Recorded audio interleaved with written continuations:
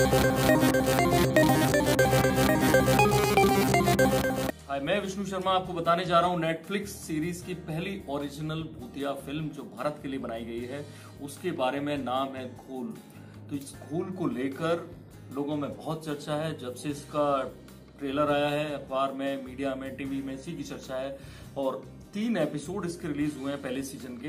राधिका आप्टे और मानव कौल मेन में है इसमें। इसके अलावा बलराज का रोल है, काफी ठीक सा रोल है। इसको बनाया है पैट्रिक ग्राहम ने, डायरेक्ट किया है। ब्रिटिश प्रोड्यूसर डायरेक्टर हैं जो भारत में टीवी प्रोडक्शन हाउस के साथ काम कर रहे हैं। ब्लूम हाउस मेन कंपनी है जिसने इसे बनाया है। और फैंटम जो अनुराग कश्यप का प्रोडक्शन हाउस है वो इसका बेसिकली उसने प्रेजेंट किया है। तो है क्या इस फिल्म में, पहले कहानी जान लीजिए। इस सीरीज में, इस सीरीज की जो 3 एपिसोड अभी आए हैं उनमें कहानी ये है, एक मिलिट्री की जो खुफिया यूनिट है, इसमें नाम उसे दिया गया है एनपीएस, नेशनल प्रोटेक्शन सर्विस। उसने एक ऐसा डिटेंशन सेंटर बनाया, इंटरोगेशन सेंटर बनाया है, छुप के बनाया है। कोई बहुत पुराना सेकेंड वर्ल्ड वॉर के टाइम की कोई बिल्डिंग है जो ज्यादातर जमीन के अंदर है, जहां पर सूरज की रोशनी नहीं पहुंचती। वहां कुछ मिलिट्री ऑफिसर्स हैं और जहां बहुत खतरनाक वाले जो कैदी होते हैं और ज्यादातर उनमें आतंकवादी हैं, उनके साथ इंटरोगेशन की जाती है। और कैसे वहां पर नियुक्ति होती है, राधिका आप्टे की एनपीएस की अधिकारी बनती है, मुस्लिम ऑफिसर हैं वो। और उसका जो इंचार्ज होता है मानव कौल, कर्नल के रोल में है मानव कौल। मानव कौल को आपने अब तक मजाकिया रोल में विद्या बालन के साथ देखा था उस फिल्म में। तो जब मानव कौल का इसमें रोल बड़ा सीरियस है, काफी पेट्रियोटिक ऑफिसर है, इवन घर से उनकी बिगड़ के रहती है। तो जब वो पहुंचती है राधिका आप्टे, उससे ठीक पहले उनके पिता जो प्रोफेसर है, यहाँ उनका बैकग्राउंड कुछ कश्मीर का दिखाया गया है। ऐसा लगता है कि वो कश्मीर से बिलोंग करते हैं।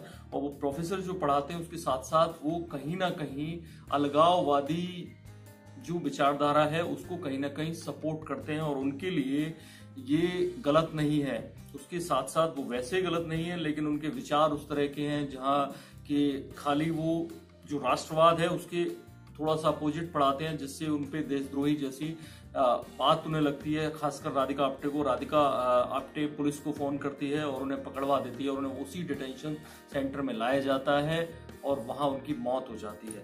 ये राधिका आप्टे को ना दर्शकों को, ना राधिका आप्टे को शुरुआत में बताया जाता है। उन्हें बताया जाता है कि पापा को जल्दी छोड़ दिया जाएगा और राधिका आप्टे की उसी इंटरोगेशन सेंटर में जॉब दे दी जाती है। जबकि ट्रेनिंग पे थी, ट्रेनिंग से पहले ही उसको जॉब मिल जाती है। अब उसमें होता क्या है, घूल कैसे एंट्री करता है। तो उस इंटरोगेशन सेंटर में लाया जाता है अल सईद को। अल सईद बहुत खूंखार आतंकवादी है। उसको जब लाया जाता है, स्पेशली जब गिरफ्तार किया जाता है, उस गिरफ्तार करते के वक्त वो नाम लेता है उसी राधिका आप्टे, उसी मुस्लिम पुलिस ऑफिसर का। इससे वो संदेह के घेरे में आती है। और उसके बाद जितने लोग वहां पे आर्मी के हैं, उस खुफिया यूनिट के हैं, उस पर संदेह भी करते हैं और उसकी ड्यूटी भी वहीं लगाई जाती है। वहां पे 8-10 मुस्लिम जो आतंकवादी हैं वो वहां पे कैद हैं। उनमें एक जो बंदा होता है अहमद चाय वाला, उसको वहां गलती से वो लोग उठा के लाए होते हैं, लेकिन उसको छोड़ते नहीं। अब कहानी शुरू होती है कि जो अल सईद है वो जब शुरुआत होती है, वो जब भी उससे कोई पूछने जाता है, पहले ये लड़की जाती है, उसका नाम लेके, निदा नाम था, तो निदू करके उससे बात करता है। सबको लगता है कि मुझे कैसे जानता है, उसको लगता है। फिर उसके बाद जब कर्नल अकेले में पूछताछ करता है तो उसकी पर्सनल तमाम बातें, इवन जो उसकी बीवी उसको लड़ती थी वो सेम बातें वो बोल रहा होता है। यहाँ से डाउट होता है और सबसे ज्यादा उस लड़की को डाउट होता है, राधिका आप्टे जिस रोल में है। वो वहां पे जो कैद था मौलवी, आतंकियों का सपोर्टर, उससे पूछताछ करती है। तब पता चलता है कि घूल एक अरेबिक जिन्न होता है जिसको किसी ने बुलाया है खास तरीके से, जैसे आत्माएं बुलाई जाती हैं।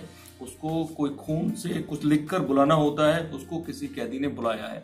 अब उसके बाद एक के बाद एक हत्याएं शुरू होती हैं और लगातार उस घूल की एक आदत है कि वो जिसको मारता है उसी का रूप धारण कर लेता है। इससे बड़ी गलतफहमियां भी पैदा होती हैं और ढेर सारी मारकाट मस्ती है।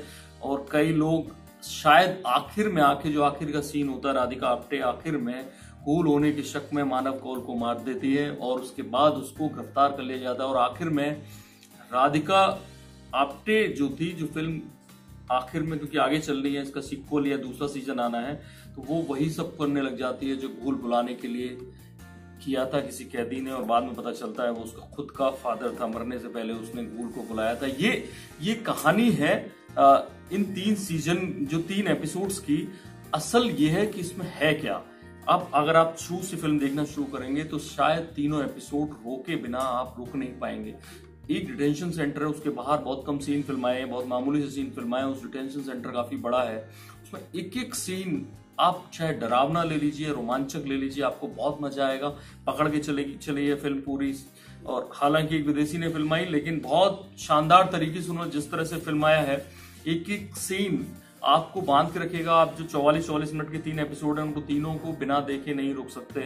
तो ऐसे में डायलॉग, राधिका आप्टे की एक्टिंग बहुत अच्छी है, मानव कौल की एक्टिंग बहुत अच्छी है, और जो अल सईद के रोल में है बलराज, उनकी एक्टिंग बहुत अच्छी है। और यहाँ पर एक जो मेजर लेडी के रोल में है, उनकी एक्टिंग बहुत, यानी जिन सबको मौका मिला उन्होंने अच्छे से किया, परफॉर्म अच्छे से किया। शूटिंग के लिए जो लोकेशन देखी गई वो बहुत, वहां पे सूरज की रोशनी नहीं आती, और ऐसे में जो डिटेंशन सेंटर है एक जेल से बहुत बेहतर बनाया गया है और काफी कहते हैं अपीलिंग है। असली प्रॉब्लम कहाँ आती है? असली प्रॉब्लम आती है जब आप ऐसी सीरीज के जरिए बहुत लोगों को लग सकता है कि एजेंडा चला रहे हैं। कहीं ना कहीं सारी आर्मी यूनिट को मार दिया जाता है, भूल के बहाने से ही बार बार उनकी नीयत पे सवाल उठाए जाते हैं। उनमें 1-2 व्यक्ति गलत होता है जो निर्दोष को पकड़ के लाता है और उसकी फैमिली को मार देता है, तो उसके चक्कर में वो पूरी आर्मी यूनिट को आप एक तरह से उनकी नीयत पे सवाल उठाते हैं कि कैसे वो लोग कितने गलत हैं, और पूरी की पूरी आर्मी को यहाँ निशाने पर रखा जाता है। और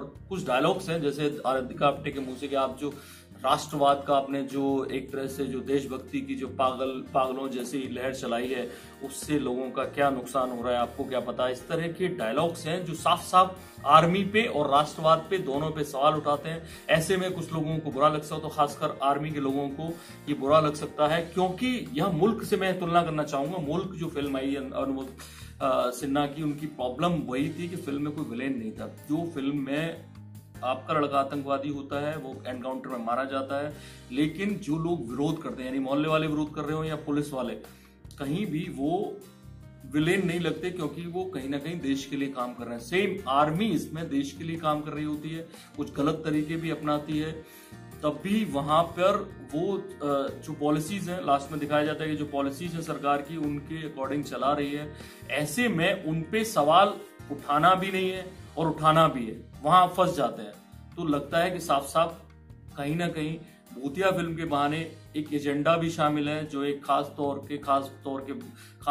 पे जो वर्ग है उनको पसंद आए, और उसके बहाने आर्मी के लोगों को शायद ये पसंद ना आए फिल्म, और लगता है उनको इस पे ऐतराज भी हो। और हो सकता है जिस तरह से पहली जो नेटफ्लिक्स की सीरीज आई थी जिसमें राजीव गांधी फट्टू कहा था, सेक्रेट गेम्स, उस तरह का कोई केस भी इस पर हो।